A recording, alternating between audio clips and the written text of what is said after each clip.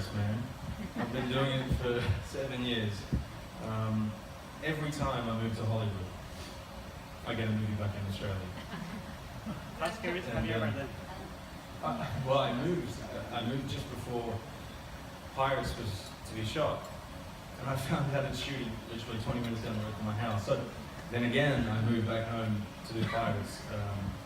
So I'm working on it, What was your reaction the first time you saw Johnny Depp in full Jack Sparrow get up and you had to act against that? You know, I was wondering if there's anything new to his costume. He's got so many little things that mean that everything that he has on his body means something to him, personally or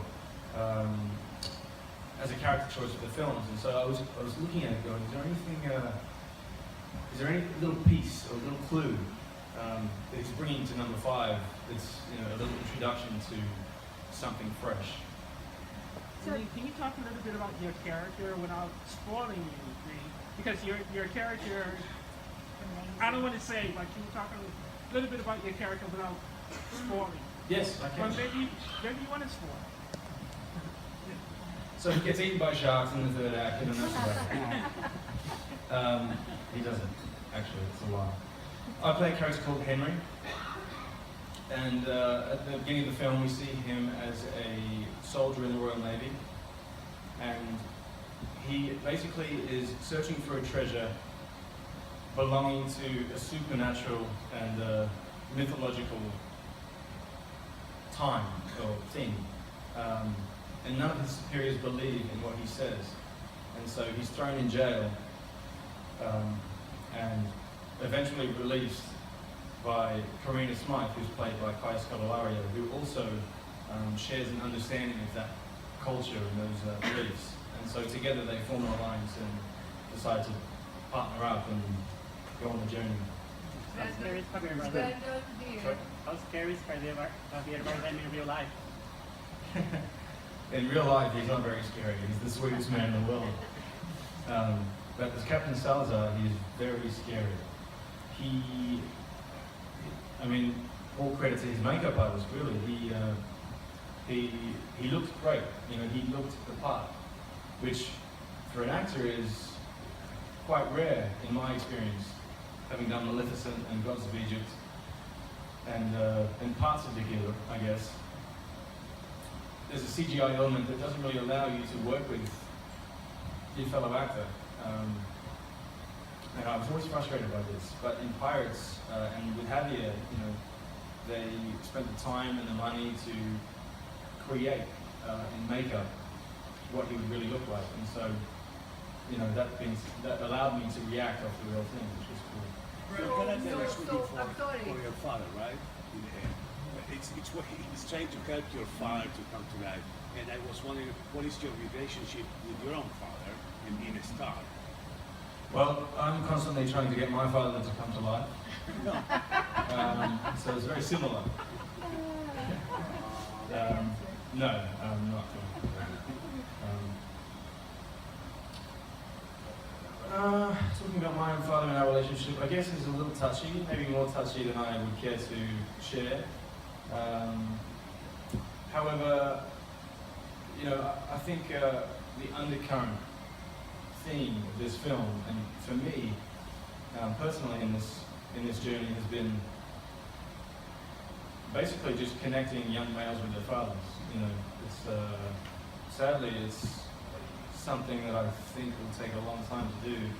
What was your favorite on-set moment? Connecting with my father. Is your brother an actor too? No, he's not. Okay. No, he's not. He's an environmental scientist. He has a brain.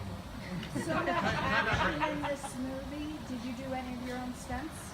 I did a lot of my own stunts, yes. You didn't hurt yourself, I hope. Did I hurt myself? No. Oh, good. Talking about brains, I mean, your character is very scholarly. Kaya's character is a astronomer and whatnot. Brain power is not often found in action movies. What was it like doing that? I can't tell you, mate.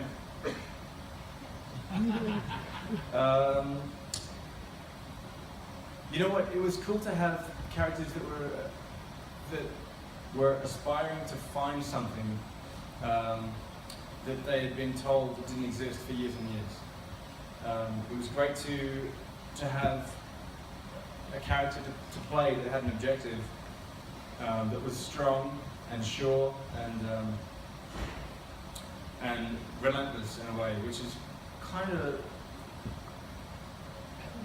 a small parallel for acting, which is, you know, people tell us that we shouldn't do it.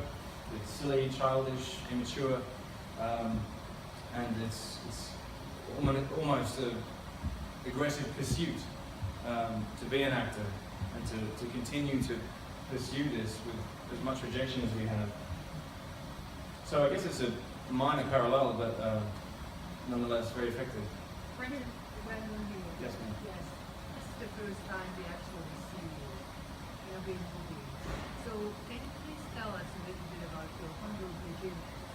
When you first started, and how did you find out that you wanted to be an actor? Well, I grew up in a place far, far away called Australia. In far north Queensland, in a place called Cairns, which is pretty much a diving town, tourist town. A lot of tourists go there to see the mountains, the tropics and the reef. And from an early age, I guess I was exposed to people from all over the world, from different parts, different accents, different cultures. And I was intrigued by this. And I just had this love of travel right from a young age, before I wanted to act or pursue my dreams in theatre or film.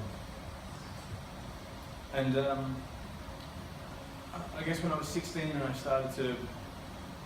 was playing around with plays, and I joined a theatre company, and after that I got into acting school and I started to develop a love for acting. They really merged, and it made sense that I would travel for the rest of my life and be an actor. And so I guess it was two things. My love for film. I would watch hundreds of movies in my childhood. My mother was a crazy film watcher, and she would bring me along and educate me on all kinds of film. And I love to travel. So I guess those two things. What was your favorite movie when you were little? I'm sorry? What was your favorite movies when you were little? What were the favorite movies? You know what? I just didn't inspire me. I have to say The Phantom was a great movie that I watched when I was a kid. I got the rings, you know, punched my brother in the face with the ring and tried to leave with the Phantom run. I was inspired by movies like Romeo and Juliet and Good Will Hunting, The Titanic, Dante's Peak, Touching the Void, adventure movies that, you know, what was that great one? Any Australian Iron stars? Will. Iron Will was a great one. Any Australian stars that inspired, like Hugh Jackman, Russell Crowe? I mean, as a kid, I was in acting school, and from about 15 to 20, Heath Ledger was my number one guy. I watched all of his movies. I loved him as a guy. I just, he was a young kid that was making waves over in Hollywood, and that was my dream. And so, he was the one young guy doing it. I love Hugh Jackman. I really do. I've watched all these movies, and I'm a huge fan. I love Russell Crowe as well. Have you met them?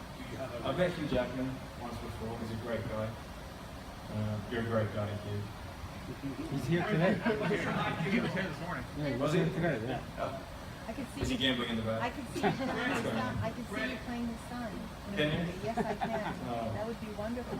So what's next for you? What's next? After today, I fly back to Europe to finish a movie called Ghosts of War, which is a supernatural psychological thriller set in World War II from Eric Bress, the writer and director of The Butterfly Effect. So that's number You worked on 2 big Disney films. Is there a Disney way of making movies? So was there anything different in your experiences between the 2 big Disney films? They were very different in terms of my involvement in the specific projects. In Maleficent, I played a minor supporting role, which was wonderful to introduce me to the world of studio movies. In Pirates, my character was a little bit more involved, and so I was on set every day. And so in terms of work, it was a little different. But in terms of how the movies are made and the push behind them and the worldwide stretch that Disney has, these are movies that really are shown all over the world. So my dream of being an actor on the world stage has come true with these two movies. How's it working with the directors instead of one? It's great, you know, these guys, Espen Sandberg and Joachim Ronin, have worked together for many years, and they formed a pretty tight-knit relationship. One focusing on a certain amount of aspects of behind the scenes and CGI, and the other focusing a little bit more on storylines and performance. Throughout the film, they would merge and work in a rhythm, kind of like music. There was no set rules for the guys. You know, there started to be at the start, and it would chop and change due to the nature of movie making, I guess. But you know, I didn't mind it. You know, the movie's huge. It's the biggest movie I've ever worked on. So many components, moving parts. Weather, you know, it's just a million different things to think about. So I think it's an advantage having two directors. Brenton, one. Yes. Brenton, now that you finished with Pirates, what is the one role that you would love to play one? You know, I would love to play Orlando Bloom's son in a movie. Maybe, maybe The Hobbit 7 or something. My dream has always been to play Hamlet on stage. So, excuse me. Oh, there, the dream's done. That's how one day I want to play Hamlet on stage. Wow. Last question. Last question. Yes, ma'am. I have to tell you something. When I saw this movie, and I saw you, that came to mind right away that you have this Brad Pitt thing about you. You can be the next Brad Pitt. How ready are you for the fame factor? I'm sorry, repeat that last How bit. ready are you for the fame factor? Because you're absolutely going to be the most famous actor probably there is. It's funny you say that. I was looking forward to doing a movie with Brad Pitt to play his son recently, and unfortunately it fell through. I know we shouldn't talk about those things, but I thought I'd bring it up just because it's kind of serendipitous. Really? You know, to be honest, I'm not ready for fame. I don't think anyone is ready for it. I think it's just something that I know it's, you know, if I'm lucky enough, it can be a part of my life. You know, it can lead to me creating great stories that hopefully will inspire the world. And, you know, that statement is huge, but with fame, things like that are possible. Personal life aside, you know, safety and security for my family, I think you know, that's a different thought. It gets scary when you think of that stuff. But I think, you know, having a great team around you and continuing to work on challenging projects is the goal. You have it. Thank you very much. Thank you.